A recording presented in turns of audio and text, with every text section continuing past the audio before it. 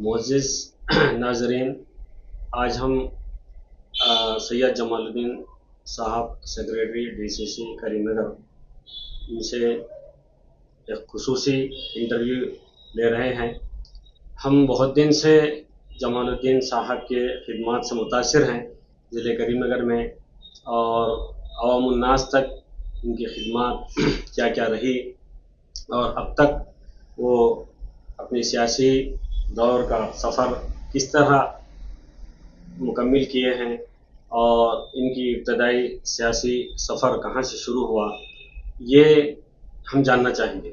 تو سب سے پہلے میں سید جمال الدین صاحب سے سوال کرنا چاہتا ہوں کہ آپ اپنا یہ سیاسی سفر کا آغاز کب اور کیسے کیے؟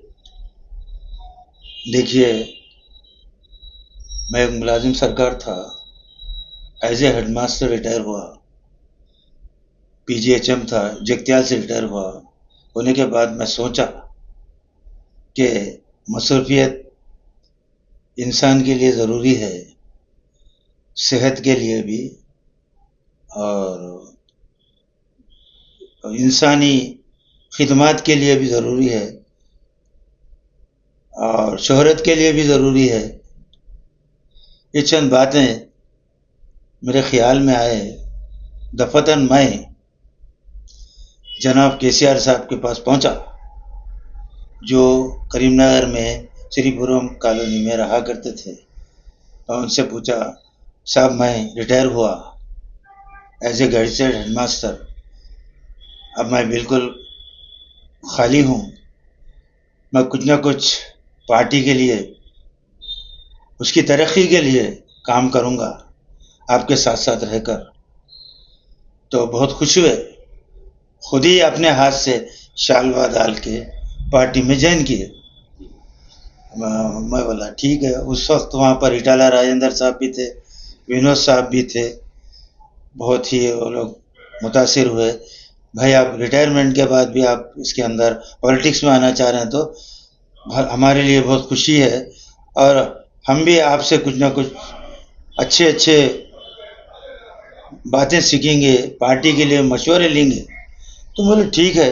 اس طریقے سے روزانہ ملاقات ہوتی تھی، تقریباً روزانہ ملاقات ہوتی تھی، روزانہ جلسے ہوتے تھے، کیونکہ ابھی تلنگانہ الگ بنا نہیں، جدوجہد جاری تھی۔ تو ایک دن اسی سے پوچھے، KCR صاحب کیا کریں گے ماسٹر صاحب، اس کے لیے پارٹی کے لیے کیا کریں ماسٹر صاحب، سمجھ میں نہیں آ رہا، آپ بھی ایک رائے دیجیے نا۔ بولا صاحب آپ بڑے پالیٹیشین، میں ایک سرکاری نوکری کر کے انٹر ہوا، میں آپ کو کیا رائے دے سکتا ہوں؟ میں نہیں آپ اپنی رائے دیجیے نا، پسند آئے یا نہیں آئے میرے کو۔ تو سبھی تھے وہاں بیٹھے ہوئے، بڑے بڑے لیڈرز بھی تھے۔ تو صاحب میں بولا ہر گھر کے پاس، ہر گھر کے اوپر گلابی جھنڈا رہنا۔ ایک سوال جمال الدین صاحب، جی آپ جو ہے TRS BRS میں اتنے سال اپنے سروس دی ہے، جی اور سیاسی اعتبار سے، جی تو اور آپ الحمدللہ اس میں ایک سینئر ہے، جی تو اس کے اعتبار سے سیاسی BRS پارٹی کی طرف سے آپ کو کوئی نہ کوئی ایک پوسٹ دیا جانا چاہیے تھا، اس کے تعلق سے آپ کی کیا رائے ہے؟ دیکھیے، میں پوسٹ کے خاطر پوسٹ کے لیے کام نہیں کیا، اب بھی میرے کو پوسٹ نہیں ہے، لیکن میں مسئول بننا چاہتا ہوں، کسی نہ کسی پارٹی میں کام کرنا چاہتا ہوں، تاکہ میں غریبوں تک پہنچ سکوں۔ میرے مشاہدے میں میرے پاس ہر محلے سے، میں کونسلر نہیں ہوں لیکن ہر محلے سے میں تعلق رکھتا ہوں، کہاں پر غریب لوگ ہیں، کہاں بیمار ہیں۔ میں کوئی یہ اس کے اندر بیان کر کے فیمس نہیں ہونا چاہ رہا ہوں، نعوذ باللہ، میں اللہ سے ڈر کے بات کر رہا ہوں۔ میں اس وقت کہاں پر غریب ہیں، کون بیمار ہیں، الحمدللہ آج ایسا معاملہ ہو گیا، کہنا نہیں چاہیے نیکی کر کے، لیکن جب آپ پوچھ رہے ہیں تو میں بولنا بھی چاہیے، تاکہ دوسروں کے لیے ایک مثال بن جائے۔ کوئی کونسلر بننا کوئی بڑی بات نہیں ہے، بن گئے، کیا کر رہے ہیں وہ لوگ، کیا کر رہے ہیں؟ ہر محلے میں جا کے کچھ دیکھ رہے ہیں، غریب کتنے گھر ہیں، غریب لوگ کتنے ہیں، کتنے جھوپڑ پٹیاں ہیں، کتنے پریشان ہیں، ان کی کیسا امداد کی جائے۔ نہیں ہے، اس کا کوئی کسی میں شعور نہیں ہے. میں بالکل کھلے طور پہ بول رہا ہوں، حالانکہ میں کاؤنسلر نہیں ہوتا، میرے کوئی پوسٹ نہیں ہے، لیکن اس سے بھی زیادہ میں ہر محلے سے تعلق رکھتا ہوں. جمال صاحب، یہ آپ سے میں یہ جاننا چاہ رہا ہوں، اور عوام الناس کو آپ یہ بتائیے کہ آپ جو ہے عرصہ دراز سے TRS BRS سے لگے ہوئے تھے، اس کے بعد یہ کانگریس پارٹی میں شامل ہونے کی وجہ کیا ہے؟ اچھا، تو دیکھیے،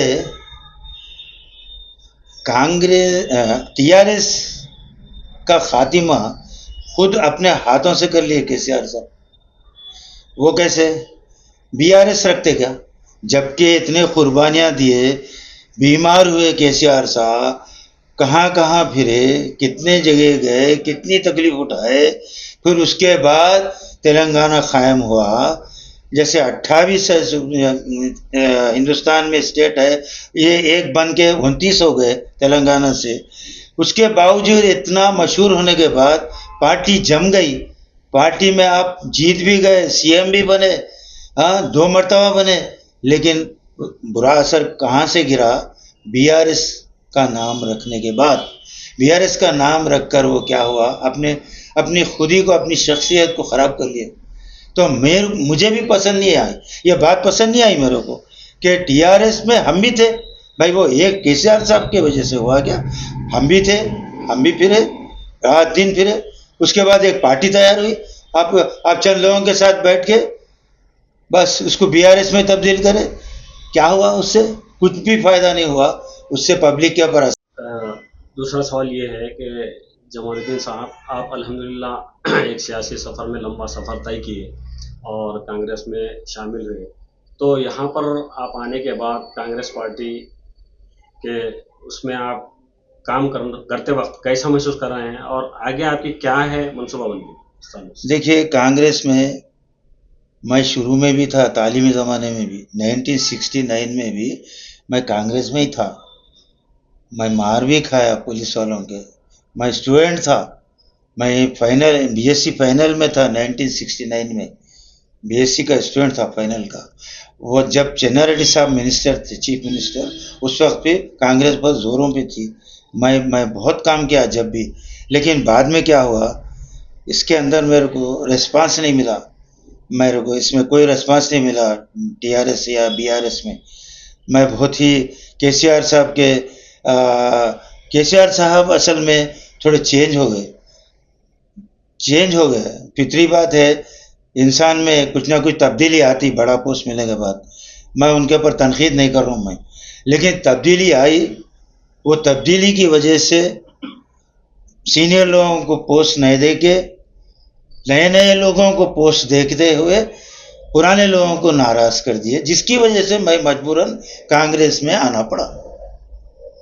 جمال صاحب، اب اگر جو ہے کانگریس پارٹی آپ کی خدمات سے متاثر ہو کر اگر کچھ خدمت لینے کا موقع آپ کو فراہم کرے، کچھ عہدہ دے کر، تو کیا آپ اس کو قبول کریں گے؟ میں تو اتنے بڑے سفر میں خوش ہو جاؤں گا. کچھ نہ کچھ پوسٹ مل گیا میرے کو، نہیں ویسی کوئی توقع نہیں ہے دور تک بھی. کوئی گورنمنٹ نہیں دیتی. سچے اچھے آدمی کو، پڑھے لکھے آدمی کو کوئی پوسٹ نہیں دیتے. جھوٹ بولنے والا، اچکا، پھرنے والا، راتوں میں پھرنے والا، دن میں پھرنے والا، گھر سے دور، ایسے ویسے غلط باتیں کرنے والا، غلط ایسے منصوبے ڈالنے والا، جھوٹے اسکیم ڈالنے والوں کو پوسٹ ملتا. میرے کو اب ملا پوسٹ تو میں شکر گزار ہوں، میں اللہ کا. میں ضرور لے لوں گا اور اتنے اچھے خدمات کروں گا. کوئی ایک مثال قائم رہیں گی کریم نگر میں یا اسٹیٹ میں، ایک مثال قائم رہیں گی. میں باتوں سے نہیں جاتا، آج بھی میں باتوں سے نہیں سنتا. میں بڑے بڑے مقرر آتے کریم نگر میں، باتیں کر کے جاتے. بہت سارے لوگ مفتی وغیرہ جو بھی ہیں نیک، لیکن کسی کا پیٹ بھر کے جاتے، یہ بول کے جاتے بھائی محلوں کی ایک رپورٹ دو، ہر محلے میں جا کے ہمارے کو رپورٹ دو. جی حضرت، انسان کا پیٹ بھرا، انسان کا علاج ہوا، یہ 2 کام ہوئے تو آدمی کی بندگی پوری ہوتی. जमाल साहब, ये कांग्रेस में हालिया माइनॉरिटी लोन के ताल्लुक से जो चीफ मिनिस्टर रेवंत रेड्डी साहब ने माइनॉरिटी बजट को भी बढ़ाकर जो है देने का वादा किए और दे रहे हैं, एप्लीकेशंस भी अपलोड किए, उसके बाद इंटरव्यूज को भी बुलाया, लेकिन वक्फे से उसको पेंडिंग किया जा रहा है। जी, तो इस जी। ताल्लुक से आप मैं अब उसका जवाब अभी देता हूँ। मैं फॉर्मेशन ऑफ तेलंगाना 2014 में हुआ, उसकी तारीख 2 जून है, 2 जून 2014। उस दिन ये तमाम डिक्लेयर करना रहे हैं सीएम साहब, मेरे को न्यूज़ मिली, मैं बिल्कुल करेक्ट बोल रहा हूँ। और एनजीओस के भी मसाइल तय हो रहे हैं और बहुत सारे पेंडिंग जो भी बकाया जाते हैं दे रहे हैं। एनजीओस और पेंशनर्स को सभी को खुश कर रहे हैं। ताज़ा न्यूज़ है ये, मैं न्यूज़ पढ़ के मैं बोल रहा हूँ आपको। 2 जून को बहुत सारे स्कीमात इशू कर रहे हैं।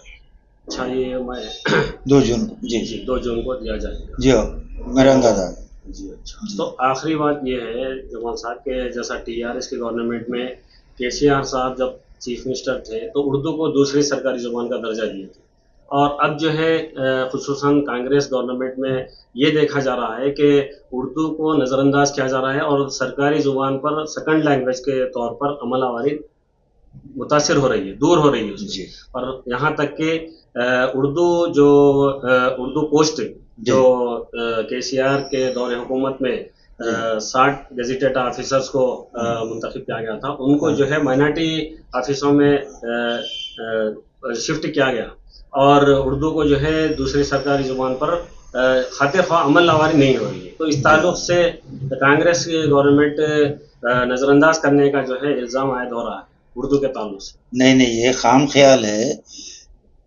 उसको कोई नज़रअंदाज नहीं हुई अभी, वैसे कोई ख़ास बात नहीं है इसमें। उर्दू वाले भी कोशिश करना, बिलमुशाफा मिलना, मेमोरेंडम देना, उनसे जवाब तलब करना, यहाँ बैठ के अपने ख्यालात को हुकूमत के ताल्लुक से ऐसा बरक्स नहीं जाना, वो गलत बात है। हमसे होता ही नहीं, जिसमें मैं भी शामिल हूँ, हमसे होता नहीं। जिद्दत हमारे पास माइनॉरिटीज़ में नहीं है। खाए पिए सो गए, तकलीफ होती जाएंगे, कल जाएंगे, परसों जाएंगे, अच्छा आइंदा महीने में जाएंगे, चलो ठीक है, ईद के बाद जाएंगे, चलो ठीक है। तो ऐसा हमारे पास थोड़ी सुस्ती है, हमारे अंदर जिद्दोजहद रही तो अल्लाह के फजल से, अल्लाह की मेहरबानी से हर काम हो सकता। जबकि हम खुद अपने बच्चों को उर्दू मीडियम में नहीं पढ़ा रहे, ये हक़ की बात है। उर्दू का गाना गा रहे हैं हम बोले तो मैं भी हूँ आपके साथ, सुनने वाले भी हैं। हम उर्दू का बहुत ही उसके लिए बड़े कोशा, बड़े फिक्र में है। अजी भाई साहब, कभी अपने गिरा में झांक कर देखिए कि हम अपने बच्चों को उर्दू मीडियम में पढ़ा रहे हैं क्या? ठीक है, इसके लिए एमएलसी साहब परसों आए थे, उनसे मैं बहस किया। आप जाकर रेवंत रेड्डी साहब को मेरा मैसेज दीजिए, उर्दू मीडियम करीमनगर में टीचर्स नहीं है, उर्दू मीडियम के लेक्चरर्स नहीं है, ये आप इत्तला देना। डीओ के पास गए तो डीओ साहब भी नहीं मानते, नहीं कोई है नहीं कैंडिडेट, कोई पढ़े लिखे ही नहीं है उर्दू के। अजी भाई, आप ऐसे इंटरव्यू कीजिए,